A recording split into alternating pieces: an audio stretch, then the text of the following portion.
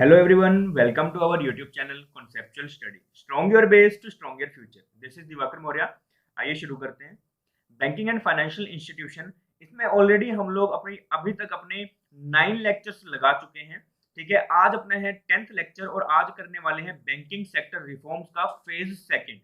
इससे पहले फेज 1 किया, प्लीज वो जाके जरूर देखिएगा अगर अभी तक वो वाली वीडियो आपने नहीं देखी है, क्योंकि बैंकिंग सेक्टर रिफॉर्म एक्चुअल में होता क्या है और फेज 1 में हुआ क्या, वो अगर नहीं पता होगा आपको तो आप शायद उतना लिंक ना कर पाओ जितना उसको देखने के बाद कर सकोगे. ठीक है जी, चलिए स्टार्ट करते हैं. स्टार्ट करने से पहले एक छोटी सी चीज कि अगर अभी तक भी आपने चैनल को सब्सक्राइब नहीं किया है तो सब्सक्राइब करके जाइएगा. प्लस में हमारा एक ग्रुप है, इसे आप ज्वाइन कर लेना टेलीग्राम पर, कॉन्सेप्चुअल स्टडी के नेम से है और इस तरह का लोगो आपको वहां पर देखने को मिल जाएगा. ठीक है जी, चलिए स्टार्ट करते हैं आज का lecture. Second phase of reforms of banking sector 1998 में. ठीक है, फर्स्ट फेज कब हुआ था आपका? फर्स्ट फेज हुआ था 1991 में और सेकंड फेज कब हुआ आपका? 1998 में. ठीक है, यहाँ पे हमने बात करी थी एम नरसिम्हन कमेटी की.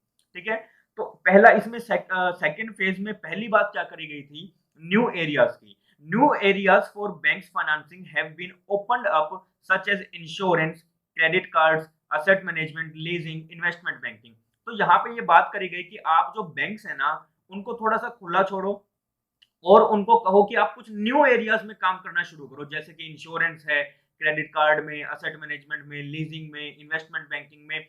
इसके अलावा बहुत सारी चीजें हैं जो बैंक्स आपको आज के टाइम पे प्रोवाइड कराती हैं. तो ये वाला जो न्यू एरिया का कंसेप्ट दिया था वो दिया था 1998 के सेकंड फेज में, जब हमने बात करी थी बैंकिंग सेक्टर की. और बैंकिंग सेक्टर जो है, बैंकिंग सेक्टर का जो रिफॉर्म हुआ वो किसका पार्ट था? इकोनॉमिक सेक्टर रिफॉर्म का. ठीक है, चलिए जी बात करते हैं सेकंड की. New instrument for greater flexibility and better risk management instrument have been introduced such as interest rate swaps. अब ये इंटरेस्ट रेट स्वैप क्या होते हैं, इसके बारे में थोड़ा पढ़ लेते हैं, जान लेते हैं क्या है. मान लो आपने क्या किया, आपने कोई डॉलर खरीदा लेकिन आपको चाहिए क्या? रुपया. आपको रुपये में इंटरेस्ट चाहिए, सामने वाला डॉलर में इंटरेस्ट दे रहा है लेकिन आपको चाहिए रुपये में इंटरेस्ट. ठीक है, और एक पर्सन है जिसने रुपया खरीदा और उसको इंटरेस्ट मिल रहा है डॉलर में. आपको चाहिए रुपया, उसको चाहिए डॉलर, लेकिन आपको मिल रहा है डॉलर, उसको मिल रहा है रुपया, ऐसा मान लो. ठीक है, तो अब क्या होगा, यहां पर आप ना स्वैप कर दोगे, उसको कहोगे भाई मेरी बात सुन, तुझे अगर डॉलर चाहिए तो तुम मुझसे क्या कर ले? डॉलर ले ले और मुझे क्या दे दे? रुपया दे दे. तो आप अपने आपस में अपने इंटरेस्ट रेट को क्या कर लोगे? स्वैप कर लोगे. उसी तरह से क्रॉस करेंसी फॉरवर्ड कॉन्ट्रैक्ट्स होते हैं. ठीक है, rate agreements, liquidity adjustment facility होती है for meeting day to day liquidity mismatch. तो इस तरह के बहुत सारे इंस्ट्रूमेंट्स को यहाँ पर लेके आया गया, जिसकी वजह से हमारा जो बैंकिंग सेक्टर है वो बहुत फ्लेक्सिबल हो गया और आज के टाइम पे अच्छे से ग्रो कर रहा है. ठीक है, उसके बाद बात करते हैं थर्ड की, risk management. Banks have started specialised committees to measure and monitor various risk. तो बैंक के पास क्या है, बैंक को कहा गया कि जी आप ना अपनी कमिटीज खोलो जो आपके रिस्क को बहुत बारीकी से मॉनिटर कर सके. They are regularly upgrading their skills and system. तो हुआ क्या यहाँ पे, इसकी वजह से क्या होगा, जो इनकी स्किल है, इनका सिस्टम है, वो थोड़ा सा निखर के आएगा, वो थोड़ा सा बढ़िया तरीके से आएगा. ठीक है, उसके बाद बात करते हैं increase inflow of credit. Measures are taken to increase the flow of credit to priority sector. Priority sector कौन सी? Agriculture, through focus on micro credit and self help groups. तो यहाँ पे क्या हुआ, यहाँ पे बात मेनली करी गई, यहाँ पे कहा कि हाँ जी जो मतलब गांव होते हैं ना, वहां पे एक लेडी को खड़ा कर दिया कि हाँ जी आप जो है वो मॉनिटर हो, लाइक क्लास की तरह वहां पे एक मॉनिटर को खड़ा कर दिया और जो भी पैसे है ना वो वहां से वो लेकर आएगी और रूरल सेक्टर के जो बैंक है, रूरल सेक्टर में एक अकाउंट हो जाएगा, उसमें वो जमा करवा देगी, जब जिसको जरूरत होगी वो तब ऐसा उसको प्रोवाइड करा दिया जाएगा पैसा. तो उसे कहते हैं सेल्फ हेल्प ग्रुप. एक कम्युनिटी बना दी और इस कम्युनिटी का एक हेड बना दिया जो लोगों से क्या करेगा, पैसा लेगा और जब उसको जरूरत होगी तो उसको पैसा प्रोवाइड करा देगा. इसी तरह से माइक्रो क्रेडिट की बात करी गई. माइक्रो क्रेडिट होता है छोटा क्रेडिट. मान लो आपको 2 लाख का क्रेडिट लेना है, 1 लाख का क्रेडिट लेना है, 50,000 का क्रेडिट लेना है. तो कोई बिजनेस है मान लो 50,000 में खड़ा हो जाएगा इजिली, लेकिन उस पर्सन के पास 50,000 रुपए नहीं है, तो उसके लिए माइक्रो क्रेडिट की सुविधा भी प्रोवाइड कराने की यहाँ पर बात करी गई, ताकि जो प्रायोरिटी सेक्टर है उस पर हम लोग अच्छे से फोकस कर सकें. ठीक है, फिर बात करते हैं इंफॉर्मेशन टेक्नोलॉजी। अब इंफॉर्मेशन टेक्नोलॉजी में क्या हुआ, यहाँ पर ना एक जो है वो लाइक आप आरटीजीएस सुनते हैं, ठीक है, नेफ्ट सुनते हैं, तो ये बड़ी बड़ी चीज जिससे आपकी ट्रांजेक्शन जो है वो स्पीडली हो सके, कम टाइम में हो और बहुत अच्छे तरीके से हो सके बिना किसी गलती के, ठीक है। तो इंफॉर्मेशन टेक्नोलॉजी मतलब आईटी सेक्टर का यूज किया, कंप्यूटर्स का वहां पे यूज किया गया। तो कहता है bank have introduced online banking, E banking, online banking की सुविधा प्रोवाइड कराई, इलेक्ट्रॉनिक बैंकिंग की सुविधा यहाँ पे प्रोवाइड कराने की बात करी गई। Measures have been taken facilitate delivery of banking service through electronic channels. तो होगा क्या यहाँ पे, जब ऑनलाइन बैंकिंग आ गया तो वहां से क्या होगा, अब आप इजिली जो है बड़ा अमाउंट हो या छोटा अमाउंट हो इजिली मिनट में ट्रांसफर कर सकते हैं, ठीक है, 1 मिनट में ट्रांसफर हो जाएगा बिना किसी गलती के होगा, ठीक है। बहुत सबसे ज्यादा बड़ी बात की ट्रांसपेरेंसी है, ठीक है, आपके पास ट्रांजेक्शन का रिकॉर्ड होगा। तो इन्होंने कहा कि आप आईटी सेक्टर का यूज करें, जिसकी वजह से क्या होगा, आपका जो बैंक सेक्टर है, बैंकिंग सेक्टर है, वो बहुत ज्यादा फ्लेक्सिबल हो जाएगा, इसमें ट्रांसपेरेंसी बनी रहेगी, ठीक है जी। फिर बात करते हैं एडॉप्शन ऑफ ग्लोबल स्टैंडर्ड्स की। RBI has introduced based supervision of banks, ठीक है। तो आरबीआई ने क्या इंट्रोड्यूस किया, risk based supervision of banks, risk को मेजर करने के लिए, ठीक है, उसको उस पर सुपरविजन करने के लिए आरबीआई ने इसे इंट्रोड्यूस किया। Best international practices in accounting systems, corporate governance, payment settlement system etcetera. तो यहाँ पे एक अकाउंट खोला गया, मतलब एक सिस्टम खोला गया जिसे कहते हैं पीएसएस, ठीक है, payment and settlement system. Clear है जी। तो यहाँ पे क्या हुआ कि रिस्क को जो है वो सुपरवाइजन करने के लिए, रिस्क कितना हो रहा है, कितना ज्यादा डूब जाएगा पैसा, ठीक है, इन सबको सुपरवाइज करने के लिए यहाँ पर बहुत सारी चीजें खोली गई, जिसमें से पीएसएस एक्ट जो एक लेकर आए थे, ठीक है, 2007 का, बहुत ज्यादा कारगर रहा था। फिर बात करते हैं यूनिवर्सल बैंकिंग। यूनिवर्सल बैंकिंग का कंसेप्ट बहुत अच्छा है। आज के टाइम हर एक लगभग लगभग हर एक कमर्शियल बैंक आपको यूनिवर्सल बैंकिंग की फैसिलिटी प्रोवाइड कराता है। अब यूनिवर्सल बैंकिंग क्या होता है, नॉर्मल बैंकिंग एक तो होती है नॉर्मल बैंकिंग। नॉर्मल बैंकिंग क्या, कि लोगों से पैसा लिया और लोगों को पैसा दे दिया। यहां पे जब हम प्लस कर देते हैं अपने इन्वेस्टमेंट, इन्वेस्टमेंट लाइक बैंक का शेयर है, लाइक बैंक ऑफ बड़ौदा है, ठीक है, इसका शेयर है मान लो 96 रुपए का, या अभी प्रेजेंट में चल रहा है इसका शेयर 112 रुपए का, ठीक है, या 116 रुपए का। आप इसमें जाके इन्वेस्ट कर सकते हैं, किसी पर्टिकुलर बैंक के शेयर खरीद सकते हैं, एचडीएफसी हो गया, आईसीआईसीआई हो गया, इन सभी के आप जाके शेयर्स खरीद सकते हैं। तो जब कंपनी प्रोवाइड कराती है क्या, अपने एक तो नॉर्मल बैंकिंग तो कराती है, प्लस में इन्वेस्टमेंट की फैसिलिटी भी, आप उनके खुद का शेयर खरीद लो, या फिर डीमेट की फैसिलिटी प्रोवाइड कराती है कि हमारे पास आके आप अपना डीमेट अकाउंट खुलवाइए, इस डीमेट अकाउंट के थ्रू आप अपनी इन्वेस्टमेंट करिए, किसी भी शेयर खरीदना, ऐसा नहीं जरूरी कि उसी बैंक के, आप किसी और बैंक के, किसी और कंपनी के अगर आप शेयर खरीद सकते हैं, तो हमारे पास जो आपने डीमेट अकाउंट खुलवाया है उस अकाउंट के थ्रू आप इजीली खोल सकते हैं। तो इस तरह की सर्विसेज जब प्रोवाइड कराई जाती हैं उसे कहते हैं यूनिवर्सल बैंकिंग, ठीक है, उसमें यूनिवर्स में सब कुछ आ जाता है, तो वैसे ही एक बैंक सब कुछ प्रोवाइड कराएगा, उसे कहते हैं इन्वेस्टमेंट बैंकिंग, ठीक है। फिर है इंक्रीज इन एफडीआई। अब एफडीआई जो फॉरेन डायरेक्ट इन्वेस्टमेंट था, वो पहले ना 49% हुआ करता था, कि बाहर से कितना पैसा आएगा, ओनली 49%, लेकिन अभी इसे बढ़ा के कहा कि आप इसे बढ़ा के कितना कर दो, 74% कर दो। तो आज प्रेजेंट में क्या है, 74% है।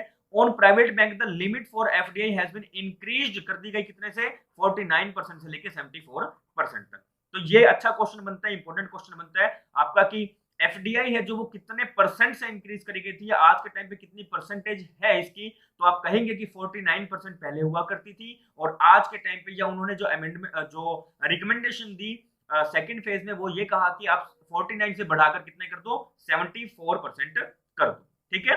फिर इसके बाद बात करते हैं स्ट्रेंथनिंग टेक्नोलॉजी की। अब स्ट्रेंथनिंग टेक्नोलॉजी मैंने आपको बताया पहले भी कि पीएसएस एक्ट 2007 लेके आए। तो ये किस लिए लेके आए, कि पेमेंट एंड सेटलमेंट सिस्टम को मजबूत करने के लिए, ट्रांसपेरेंसी क्रिएट करने के लिए, फ्लेक्सिबिलिटी क्रिएट करने के लिए इस एक्ट को लेकर आए, जिससे कोई भी गलती ना हो और ट्रांजेक्शंस जो है बड़ी इजीली हो सके।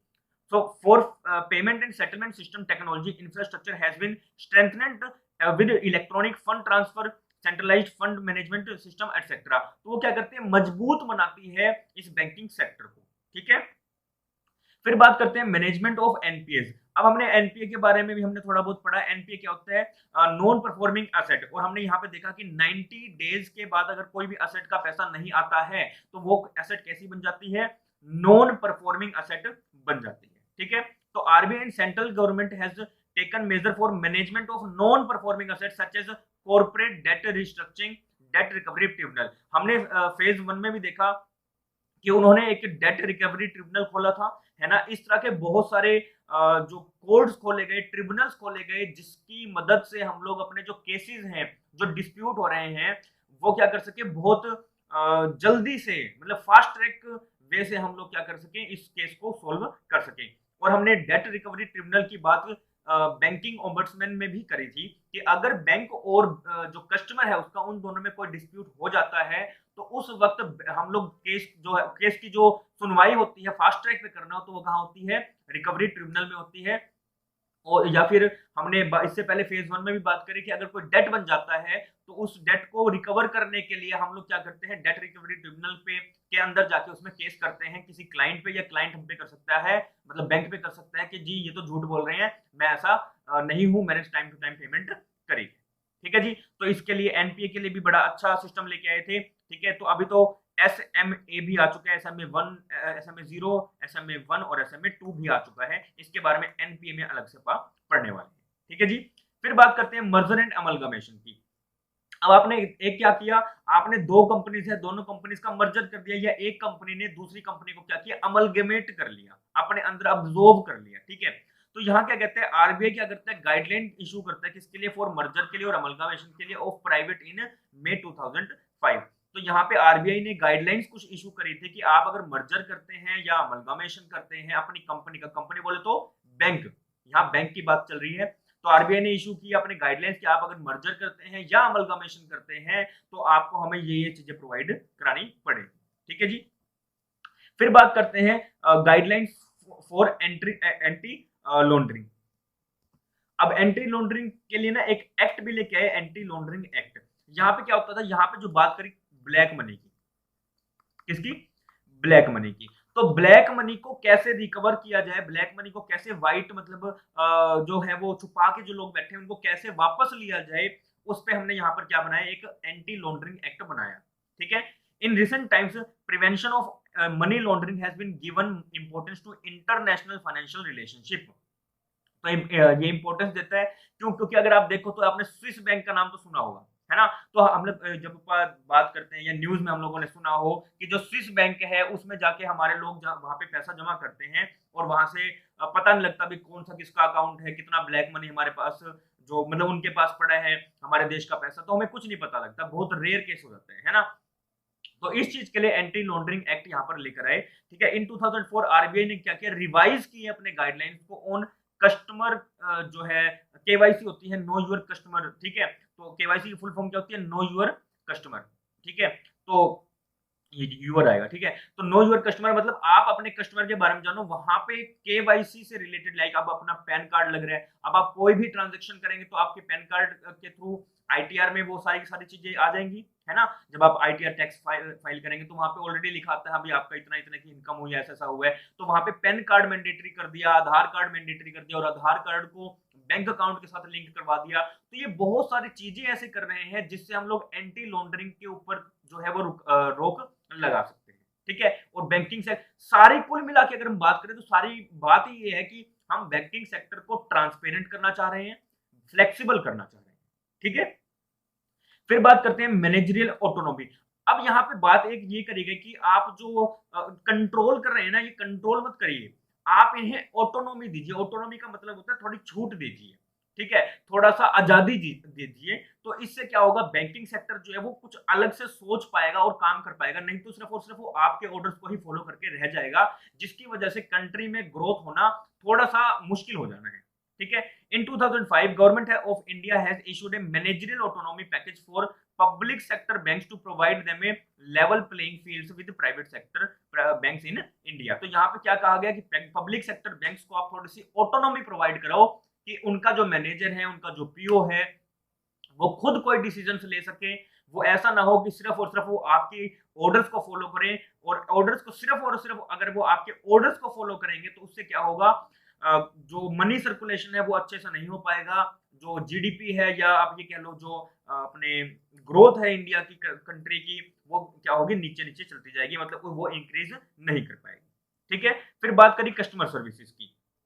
कस्टमर सर्विस में क्या कहा, in recent years to improve customer service, पिछले कुछ सालों में क्या कर रहे हैं, इंप्रूव कर रहे हैं हम लोग कस्टमर सर्विस को। RBI has taken many steps like credit card की फैसिलिटी आप लोगों को प्रोवाइड कराई जाती है, बैंकिंग ओम्बड्समैन, ये तो सबसे ज्यादा जरूरी, हमने लास्ट भी पढ़ा कि एक लाइक ये ट्रिब्यूनल है जहां पे क्लाइंट जो है या कस्टमर जो है वो किसी बैंक के खिलाफ जाके केस कर सकता है, अगर उसे किसी इलॉजिकल रीजन की वजह से उसकी बात नहीं मानी गई है तो वो उस पर जाके केस कर सकता है।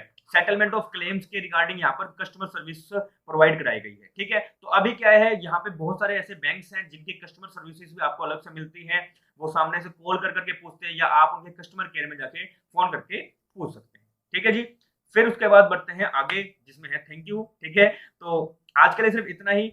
लेक्चर कैसा लगा प्लीज कमेंट करके जरूर बताइएगा, कुछ समझ में नहीं आया तो प्लीज पूछिएगा कमेंट में, नो प्रॉब्लम। और अभी तक भी चैनल को सब्सक्राइब नहीं किया है तो चैनल को सब्सक्राइब करके जाइएगा, और हमारा जो टेलीग्राम पर ग्रुप है उसे आप ज्वाइन कर सकते हैं, कॉन्सेप्चुअल स्टडी के नेम से है। ठीक है जी, चलिए आज के लिए सिर्फ इतना ही, मिलते हैं नेक्स्ट लेक्चर में, तब तक के लिए थैंक यू वेरी मच।